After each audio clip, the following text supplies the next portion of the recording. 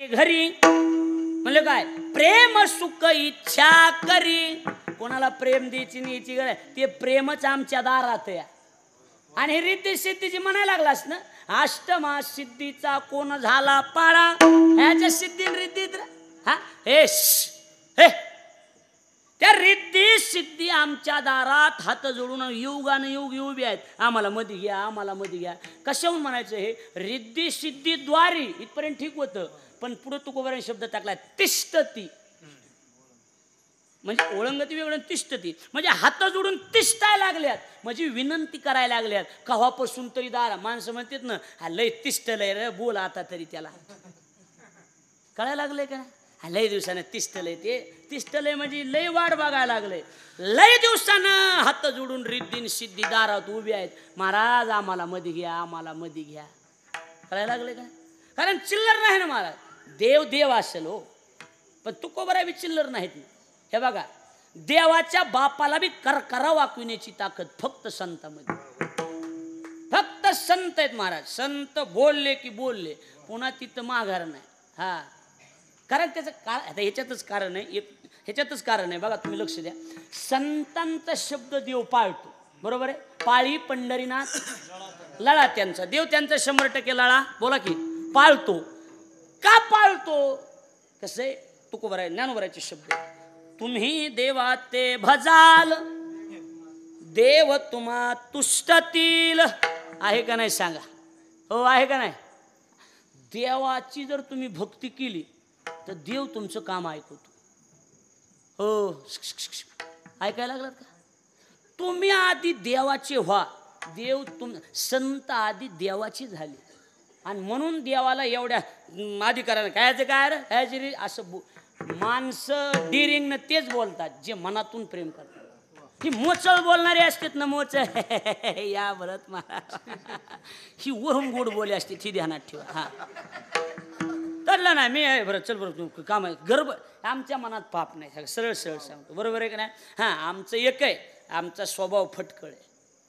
लक्षात आलं का, स्वभाव कसा आहे फटकळ आहे. मी सरळ सांगतो, बोलून जातो पण आमच्या मनात कधी पाप आलं नाही, कधीच पाप येणार नाही. आणजी गोड बोलून वा वा वा वा वा माय वा वा छान हा नका मला, हां असं असं असं बरोबर आहे का नाही. असं हात फिरविणार गोड बोलून काटा काढणार, अशी लईत ना महाराज नाही का. चोंबाळे म्हणायचे त्यांना, कसले म्हणायचं चोंबाळे वा वा यो मा तस करतो तसं यो लई तो काय सांगावं. आता मी ना समोर नंबर 1 7 दिवसात नंबर 1 साठी महाराज, आणि मी बाहेर गेलं लई ना आलाय काय हो, त्याच्यामुळे मी रुपया सोडिना, लोकाला रुपया सोडिना महाराज. काय नाही, तुम्ही हे ध्यानातलं काढून टाका की लोक लय आपल्यावर प्रेम करते. नाही नाही नाही नाही नाही, तू ही काढूनच टाक डोक्यातलं, काही नसते काय नसते. 8 दिवस आपलं गाणं नरड जाऊ द्या महाराज, लोकाला आपला बाप दुसरा गायक ह्याचं काय, ह्याचा 8 दिवस ते हात काय झालं तर करंट बसला होता, त्याला घडलेली घटना महाराज. करंट बसला आणि गावाशेजारचं गाव वावा भरत महाराज, वावा भरत महाराज म्हणणारी माणसं, हात करंट बसला आणि वाजविताची आहे ना. 8 दिवस तोंडावर सांगतो, विचारलं सुद्धा नाही लोकांनी महाराज, विचारा त्याला तोंडावर. लाईनला उभा राहायचा, टाळ घेऊन माघारी जायचा, गळ्यात पडून ढसा ढसा रडलोत माझ्या कीर्तन दिवशी. मी म्हणलं बरं ह्या बाकी मला म्हणला ह्या की असं असं होतंय. मी म्हणलं हे असेच लोक आहेत, आपल्या कलेवर प्रेम करतात, आपल्यावर प्रेम करणारे मोजके लोक आहेत. कोण प्रेम करतो कशाला महाराज, कोणी नाही. मग हे बघा, आमचं भरत महाराजाचं गुरुजीचं आमचं प्रेम आहे, सगळ्याचं आमचं प्रेम. आम्ही गायक, हे गायक आहेत, कीर्तन करत आहेत, मी कीर्तन ते वाजवते म्हणून प्रेम नाही विठ्ठल महाराज. आमचं जी प्रेम आहे ती आमचं अंतकरणावर प्रेम आहे, आम्ही कलेवर प्रेम करत नाही. नाही हां कलेवर प्रेम करायला लई तो मनावर प्रेम करणारं कोणीतरी पाहिजे. कुठं काय लोक हे सगळं थोतांड हे असं काही नसतंय खरं. इकडे लक्ष द्या, वाक एक जमते ना थोडे हां गुरुजी गडबड नाही का, इकडे लक्ष एक हां असं हां उद्या काला असेल बरोबर आहे का नाही. हा इकडे लक्ष द्या थोड्या वेळात, इकडे लक्ष. एकच दृष्टांत सांगतो, देवाविषयी संतांनी किती झोकून दिलेलं आहे. संतांनी 100% देवाला झोकून दिलं, त्याला एवढ्या डिरिंगनं बोलायला लागलेत. असले ते भक्त आहेत महाराज, देव बी असलाय. पूर्णपणे समर्पण केलं की देव त्याचा 100% भार वाहतो. आपले 900 पूर्ण का होत नाहीत माहिती का तुम्हाला. आपले 900 आपण म्हणतो श्याम बाबा आमचं एवढं काम झालं ना, मी सप्त्याला एक महाराज घेईन बरं का यजमान. लक्षात यायला लागले का नाही. मंदिराच्या बाहेर आलो की आपल्या मनात काय येतं माहिती का, असलं कुठं खरं असतं का, ह्याच्यामुळं आपले नवस पूर्ण होत नाही. मगाचा आपल्या दोघात तुमचा विषय ती पूर्णपणे समर्पण करा. बाबा 100% काम करणार. फक्त पूर्णत्व जिम्मेदारी सोपून द्याव त्याच्यावर. हात बाग चल, हा तू कोबरा एकदा लय वैतागले होते. तू कोबरा म्हणले अरे इथं सांगून कशाचा देव रे काय अरे म्हणले आमचे लेखी देव मेला असो त्याला असेल. मेला म्हणले देवच मेला, आमचे लेखी देव मेला. ज्याला असेल त्याला असेल भाऊ, पण आमच्यासाठी देव मेला. म्हणलं कस काय मेला, हा काय करायला लागला आमच्यासाठी. हे बघा भांडणं देवा संकरी जा, माणसं संकरी जा नाही. भांडणं तुमचं एखादं काम होत नाही ना, त्या नालायकामुळे आपलं काम झालं ही डोक्यातलं काढून टाका. देवाच्या समोर जा, इथं जा भगवान बाबा समोर, श्याम बाबा समोर आणि घ्या हानू बाबा एवढी भक्ती करायलोय, एवढी वर्गणी द्यायला लागलोय, आमचं काम का होत नाही. 100% गॅरंटीनं सांगतो महाराज. उद्या तुम्ही भगवान गडाच्या आता उद्या वर्गणी बरोबर आहे का नाही, 1 लाख रुपये जर दिले तर मी इमानदारीनं सांगतो वर्षाच्या आत भगवान बाबा 5 लाख काढून देतील. कुठून काढून देतील मेळ लागू देत नाहीत, पण देणार मात्र एवढं लक्षात ठेवा. कळायला लागले का नाही. 100% कुठून ना कुठून तरी काढून देणारच, काही ना काहीतरी करणारच. तुम्हाला मेळ बी लागू देणार नाही. तुम्ही द्या ना, तुम्ही दिलं की बरोबर देव देतो. किती समर्पण होतं सांगतो. आणि आता इकडे बघा, इकडे लक्ष द्या. काय झालं, पांडव वनवासातून परत आले. कोण, एवढा दृष्टांत ऐका मामा दादासाहेब आणि घरी जा बस. वनवासातून परत आले गुरुजी, ऐकण्यासारखा दृष्टांत. नेमकं आमच्या गुरुजींनी सांगितलं कालच नेमकं ऐकलं की वनवासातून परत आले. वनवासातून परत आले नंतर विठ्ठल महाराज दुर्योधनाकडे गेले. एवढं लक्ष देऊन ऐकावलंय गोड आहे. दुर्योधनाकडे गेले. दुर्योधना म्हणले काय, आमची प्रॉपर्टी आम्हाला देऊन टाक. ऐका 1 मिनिट ऐका हो, विक्षेप करू नका. आमची प्रॉपर्टी आम्हाला देऊन टाक. कोण म्हणले, पांडव. कोणाला म्हणले, दुर्योधन म्हणला सुईच्या टोकावर जेवढी जागा बसती तेवढी सुद्धा मी तुम्हाला देणार नाही. गेले माघारी. पांडवाला वाली कोण, कृष्ण. बरोबर आहे की. देवाला हस्तिनापुराला बोलून घेतलं. थोडं लक्ष द्या. देवा इकडे म्हणले का, काय रे धर्मा, काय नाही म्हणले, तुम्ही दुर्योधनाला समजून सांगा, शिस्ताई करा. शिस्ताई म्हणजे समजूत घालण्याकरता दुर्योधन तिथं गेला. भरत महाराज कुठं, अरे श्रीकृष्ण गेले दुर्योधनाकडे. दुर्योधनानं सांगितलं काका महाराज. दुर्योधन म्हणला देवा पांडवाविषयी बोलण्यासाठी आला असलास तर आल्या पावली निघून जा, मी त्यांना काहीच देणार नाही, हा युद्ध करा म्हणा. निघाले देव निघाले. राग देव निघाले. नीट ऐका, देव निघाले की अरे दुर्योधन म्हणला देवा जाऊ द्या तिकडं, पण नातं आहे आपलं, जीवन जा. काय करून जा, पटकन बोला, जेवण करून जा. देव काय म्हणले माहिती का, दुर्योधना जे माझं ऐकत नाहीत ना त्यांच्या घरी मी जेवत नाही, चहा बी पित नाही, पाणी बी घेत नाही. जे माझं ऐकत नाहीत त्यांच्या इथं मी चहा पित नाही, पाणी पित नाही, जेवण करीत नाही. ती भीष्म तिथंच होते. भीष्माचार्य म्हणले देवा आपल्या घरी चला, शहाणपणानं आपल्या घरी चला. देव म्हणले जे माझं ऐकत नाहीत आणि त्यांचं जे ऐकत आहे त्यांच्या इथं बी मी जेवत नाही.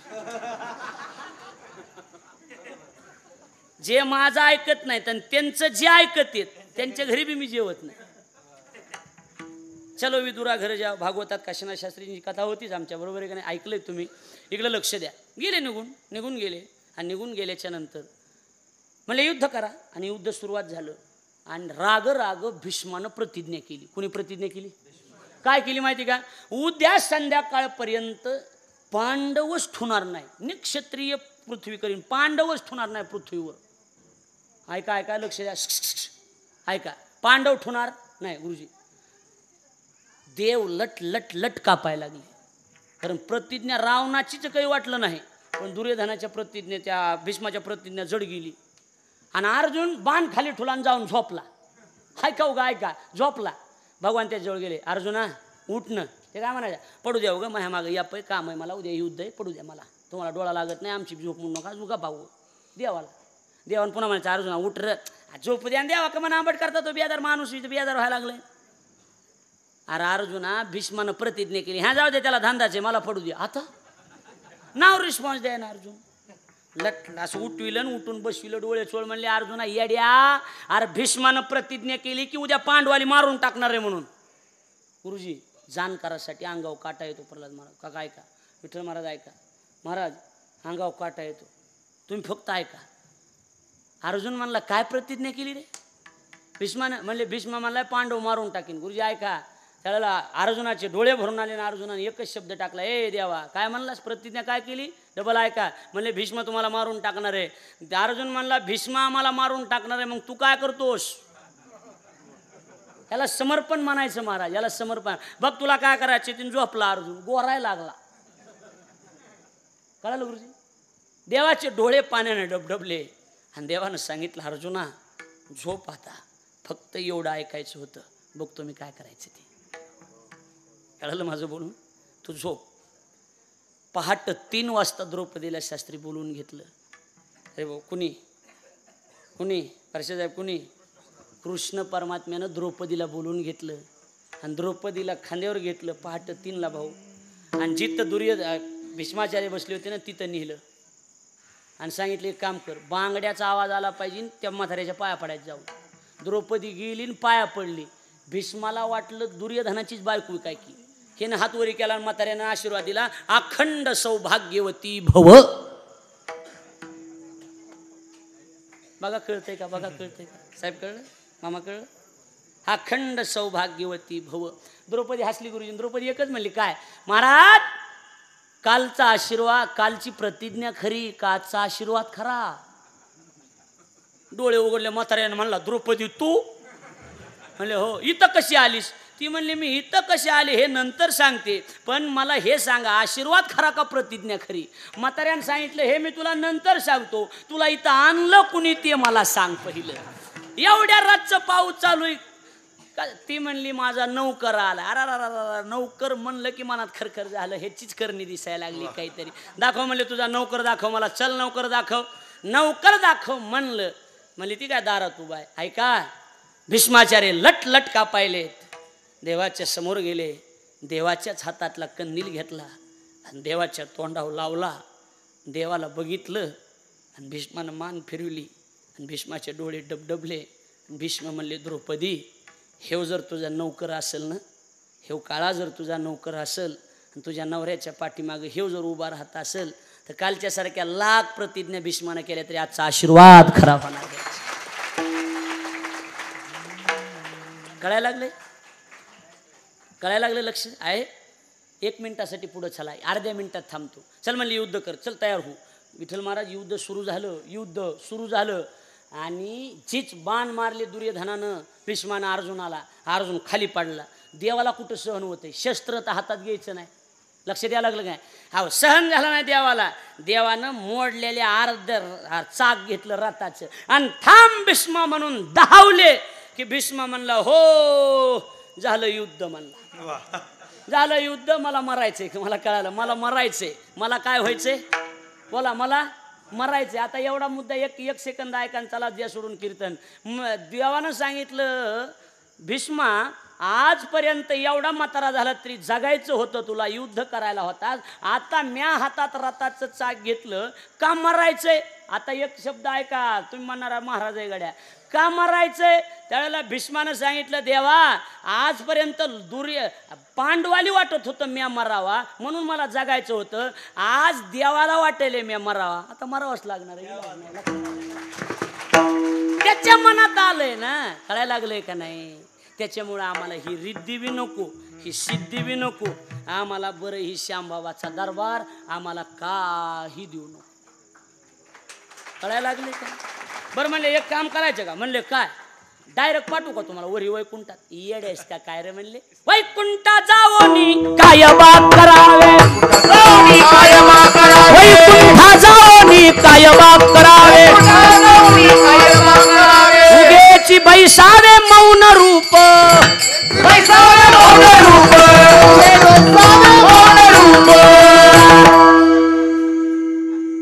असं. हा गप बसायचं. कुठं कुठं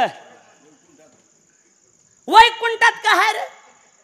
वैकुंठ कोप, वैकुंठ जुनाट झोपडी, बरोबर आहे ना.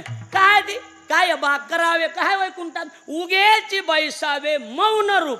त्याच्यामुळं नको वैकुंठी, नको वैकुंठीचा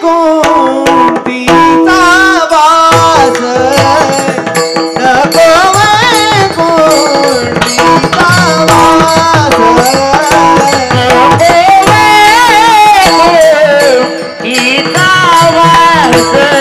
राखो